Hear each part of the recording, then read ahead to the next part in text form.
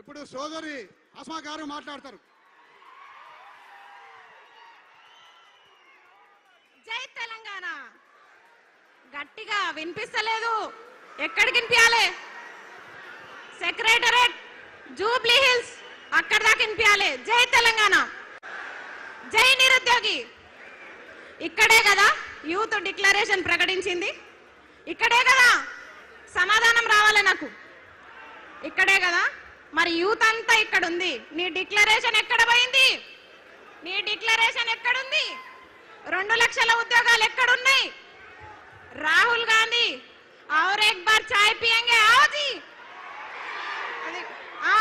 మనకు మాట ఇచ్చిన రాహుల్ గాంధీ ఈ రోజు సరూర్ నగర్కి రాగలరా? ఓపెన్ ఛాలెంజ్ విసిరినాము. ఈ సభ ఎవరు పెట్టినా మాకు అనవసరం. కానీ నిరుద్యోగులము హాజరైనామంటే రాహుల్ గాంధీ సరూర్ నగర్ లో యూత్ డిక్లరేషన్ పేరిట నిరుద్యోగుల్ని మోసం చేసిండా లేదా?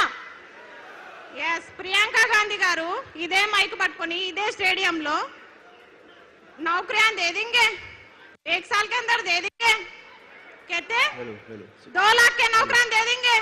किधर गए जी नौकरियां? किधर गए नौकरियां? ఇంకొక ఆయన ఉద్యోగాలు అడిగితే ఇండ్రిని తాగండి, మీరు సావండి, కానీ ఉద్యోగాలు పెంచవా బిడ్డ? ఎందుకు పెంచావు ఉద్యోగాలు? 2 లక్షల ఉద్యోగాలు.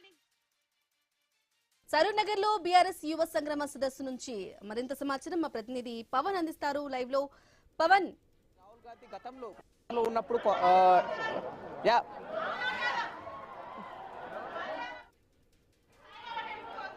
ప్రస్తుతం మనతో పాటు బీఆర్ఎస్ ఇక్కడ నుంచి వచ్చి ఏంటి ఎందుకు సభ పెట్టాల్సి వచ్చిందంటే ఏం చెప్తారు? మేడ్చల్ మల్కాజిరి గట్కేసార్ మండల్